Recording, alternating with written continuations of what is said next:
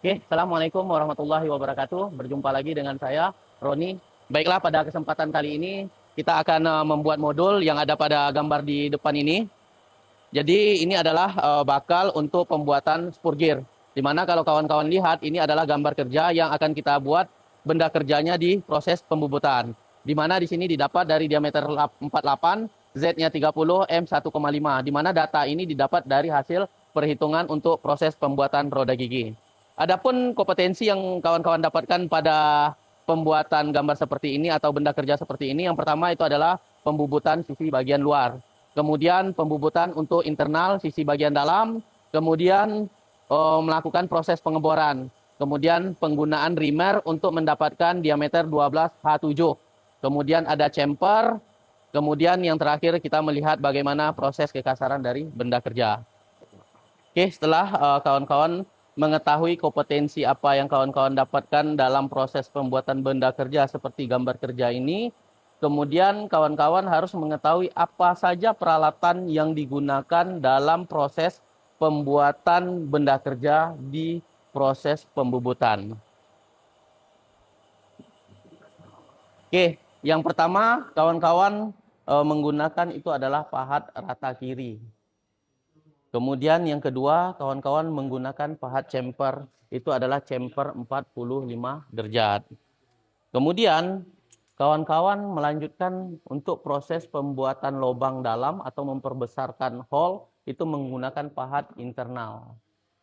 Setelah pahat internal, kemudian kawan-kawan lanjut menggunakan itu adalah dalam proses pengeboran dimulai dengan menggunakan NC. Kemudian dilanjutkan dengan menggunakan mata bor mulai dari 5, 8, kemudian 10 sampai 11,8. Kemudian dilanjutkan dengan proses yang terakhir itu adalah penggunaan reamer. Di mana reamer di sini yang kawan-kawan gunakan itu adalah reamer diameter 12H7, di mana tingkat kekasaran itu adalah H besar, itu adalah H7. Oke, kemudian setelah itu kawan-kawan harus menggunakan jangka sorong yang berfungsi untuk melakukan proses pengukuran benda kerja. Hal yang harus kawan-kawan pahami, yang harus diingat itu adalah apapun dimensi yang kita inginkan, itu selalu kita berpatok pada alat ukur yang kita gunakan. Kemudian yang terakhir kita menambahkan alat bantu yang disebut dengan mandril. Di mana mandril ini sendiri ini adalah alat bantu di mana nanti benda kerja itu dimasukkan ke dalam kemudian dikepit atau dijepit dengan mur yang ada di sisi bagian luar. Kemudian baru dilanjutkan dengan proses pembuatan roda gigi. Oke. Setelah itu kawan-kawan harus menyiapkan sebuah benda kerja. Di mana hal yang harus dipahami dalam pembuatan benda kerja ini itu adalah benda kerja harus lebih besar daripada gambar kerja. Jika benda kerja lebih kecil daripada gambar kerja, maka kawan-kawan tidak bisa melanjutkan ke proses pembubutan. Silahkan kawan-kawan ukur berapa dimensi dari bakal benda kerja yang dibuat. Kalau berdasarkan gambar harus lebih besar daripada diameter 48 dan panjang lebih dari 20. Untuk proses pengerjaan, yang pertama silakan kawan-kawan lakukan proses pemasangan benda kerja di cat dari di mesin bubut. Kemudian yang kedua silakan kawan-kawan pasang pahat rata kiri di tool post. Oke, kemudian kita lanjut ke pengerjaannya. Yuk, boleh. Oke, silakan tahap pertama silakan kawan-kawan letakkan atau kawan-kawan tempel pahat rata kiri sisi bagian depan. Oke, pahat rata kiri kemudian ditarik mundur. Kemudian lakukan proses facing di sisi bagian depan dari benda kerja. Didekatkan ke arah permukaan benda kerja. Oke. Kemudian kawan-kawan tarik mundur.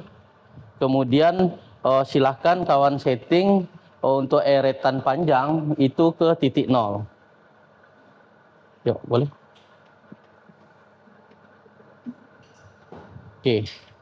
Kemudian kita lanjutkan dengan proses pembersihan atau facing di sisi bagian depan.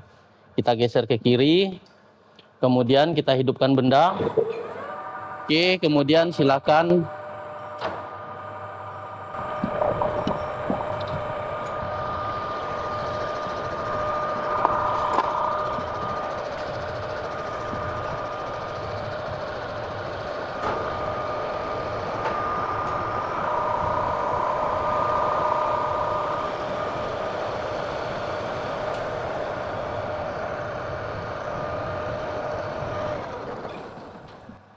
Oke, kalau kawan-kawan lihat dari hasil pembubutan, oke, tidak berada di titik tengah dikarenakan itu yang pertama adalah pahat rata kiri kita itu tidak center terhadap benda kerja. Maka dari itu silahkan kawan-kawan buka. Oke, kemudian silahkan dinaikkan holder dari pahat rata kiri. Dan kalau kawan-kawan tidak melakukan pengecekan di center, silahkan kawan-kawan lihat ini berada di titik tengah. Oke, kemudian yang kedua, kalau kawan-kawan lihat dari hasil pembubutan, itu ada kemungkinan punggungan dari pahat kita itu menyentuh ke benda kerja. Maka kawan-kawan silahkan melakukan penyetingan terhadap pahat bubut kita, itu silahkan kawan-kawan keluarkan itu sekitar 1 derajat.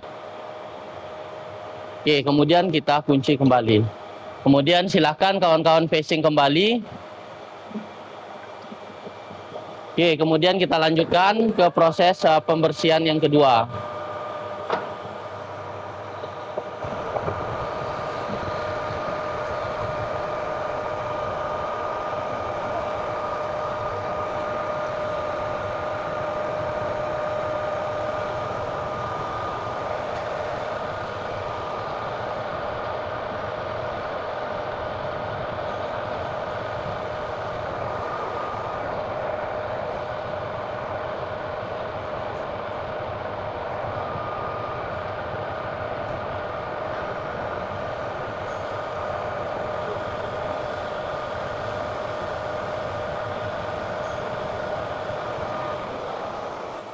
Oke, silakan dimatikan, kemudian dimundurkan.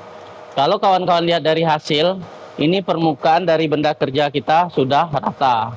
Kemudian kita lanjutkan ke proses berikutnya, itu adalah proses pengeboran untuk mendapatkan lubang menggunakan NC sampai mendapatkan diameter 12H7.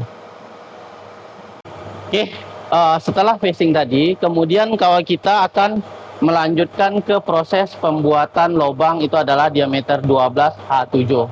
Oke, yang pertama silahkan kawan-kawan pasang itu adalah NC di cakbor kawan-kawan. Kemudian kita langsung proses pemakanan. Fungsi dari NC ini sendiri itu adalah membuat awalan atau takikan atau titik pada benda kerja.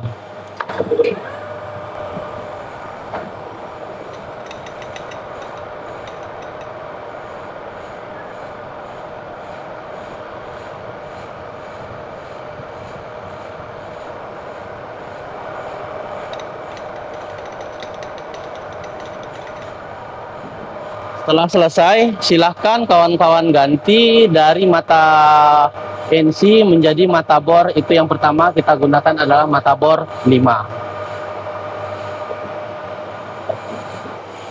Setelah kita lakukan proses pemasangan mata bor 5, silahkan kawan-kawan hitung berapa kecepatan yang dibutuhkan dalam proses pengeboran dengan mata bor 5.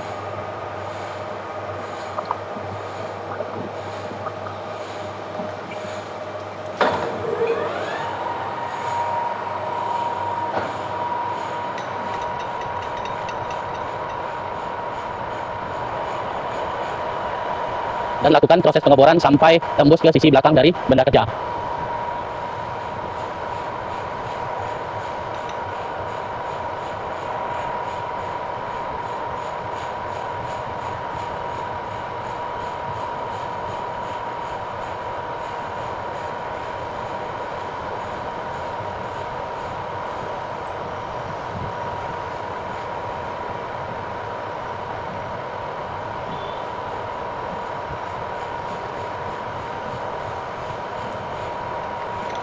Oke, setelah selesai silakan dimundurkan mata bor dan silakan diganti ke mata bor 8.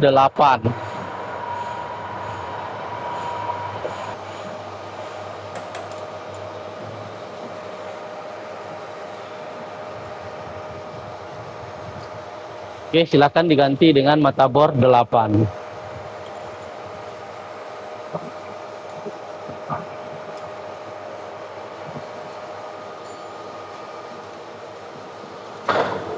Kemudian silakan dilanjutkan ke proses pengeboran.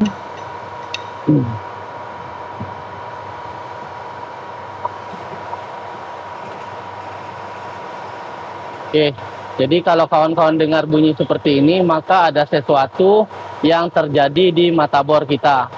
Jadi silakan kawan-kawan cek, kalau seandainya tumpul, silakan dilakukan proses penggantian dari mata bor.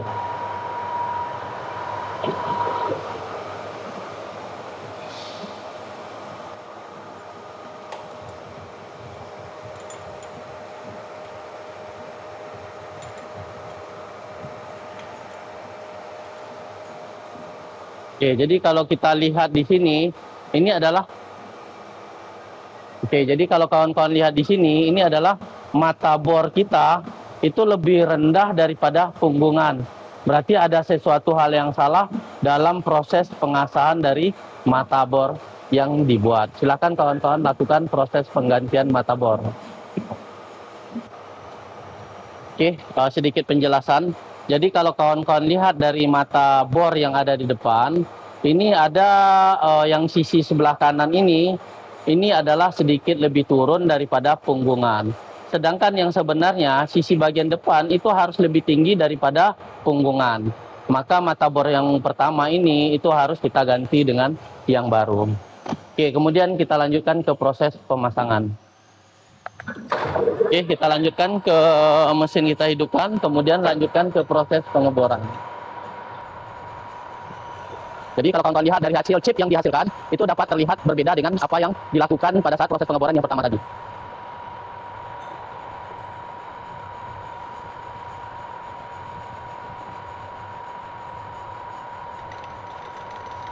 Oke, kemudian kita lanjutkan dengan mengganti ke mata bor 10. Kita lanjutkan ke proses pengeboran dengan diameter 10. Silakan kawan-kawan sesuaikan kecepatan yang digunakan atau yang dibutuhkan dalam proses pengeboran. Jadi hal yang harus kawan-kawan perhatikan adalah pada saat kita melakukan proses pengeboran, silakan kawan-kawan perhatikan chip dari hasil proses pengeboran. Jika hasil chip seperti yang ada di depan, maka proses pengeboran kita itu sudah dalam kondisi yang benar. Oke, selesai. Kemudian kita lanjutkan ke mata bor yang terakhir, itu adalah 11,8 sebelum kita mengganti ke rimer. Oke, kemudian kita lanjutkan ke proses dengan melakukan pengeboran, itu adalah 11,8. Oke, kita pasang.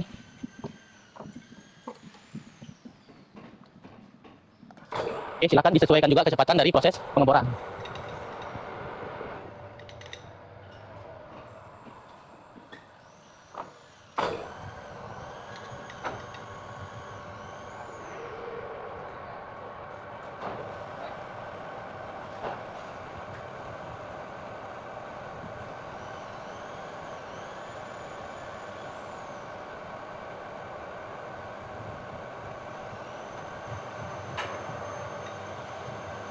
Oke, setelah 11,8 selesai kita lakukan, kemudian kita lanjutkan ke proses penggunaan reamer untuk mendapatkan diameter 12H7.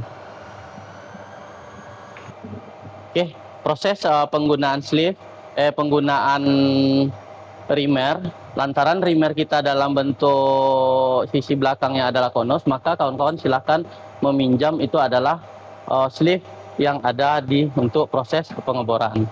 Silahkan dipasang.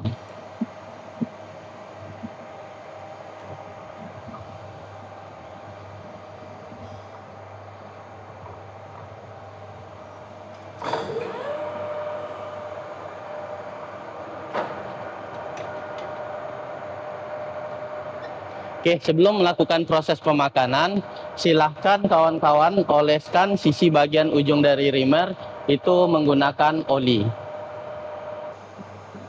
Oke, silahkan disiram sisi bagian ujung dari benda kerja kita, dari pahat.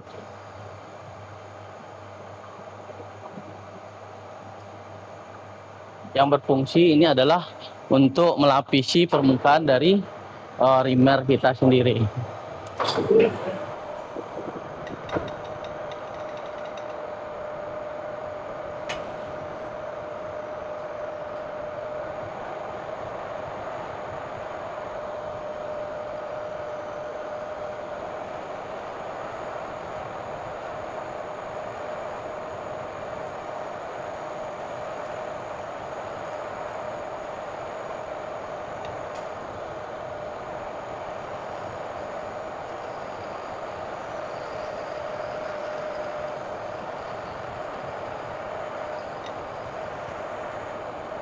Oke, setelah menembus sisi bagian belakang benda kerja, silakan kawan-kawan tahan selama 20 detik. Setelah 20 detik, silakan kawan-kawan mundurkan dari primer yang kita gunakan.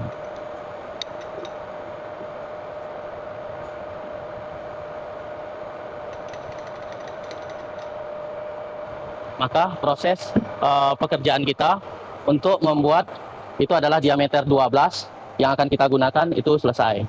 Kemudian kita lanjutkan ke proses pembesaran lubang yang ada di sisi bagian dalam dari diameter 12 menjadi 3 meter 35 sepanjang 6 mm.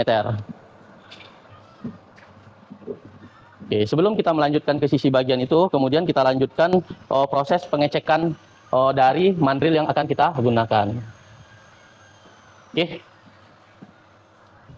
Oke, jadi kalau kawan-kawan lihat gambar kerja kita ini adalah diameter 35. Jadi kita tarik di sini yang kita inginkan itu adalah diameter.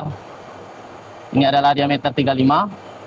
Kemudian kalau kawan-kawan lihat ini lubang.